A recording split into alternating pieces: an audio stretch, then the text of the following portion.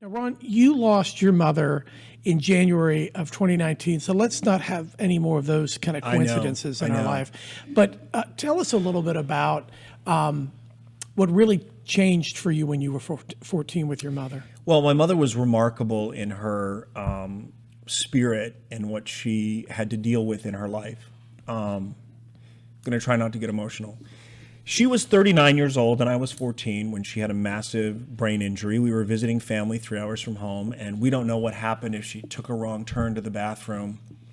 My uncle said, she said to him, they were up a little late, close to midnight. The Tonight Show hadn't quite come on. They'd watched the local news, and she said, I'm going to go use the restroom. And she went into the main house, and when she didn't come back for a period of time, he went to check on her, and she was at the bottom of an open basement staircase that was carpeted to a bedroom that was to the bottom to the left where I was sleeping. And I was in there with my dad because my cousin Pam was with us, and she was staying upstairs in a bedroom with my mom. And we were awakened to EMT crew and the flashing lights, and it was the beginning of a huge change. She was not expected to live, and they did everything they could that weekend. And that was on a Thursday night and a Friday morning, and by Sunday, they did a craniectomy and took out the whole side of her skull so her brain could continue to swell. And when they gave her, when her survival rate, when they said she's going to pull through this, the prognosis for what her life would be like was not good.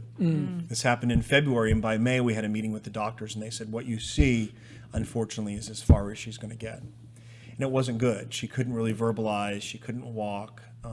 She needed to be fed. I mean, it was very difficult.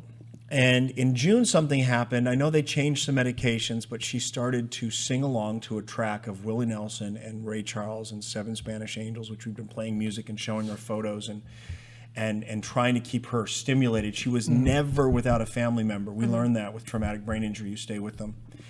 And so what began then was her journey back. And if I were to quantify it, I'd say ultimately by the 2-year mark, maybe she was 80%. Recovered. She never drove again. She tried. That's a whole other story for another time. But she never wallowed in it. She would reminisce about the way life used to be. She'd talk about goals she had and things she couldn't do. But she really did focus on the positive. Whew. I know.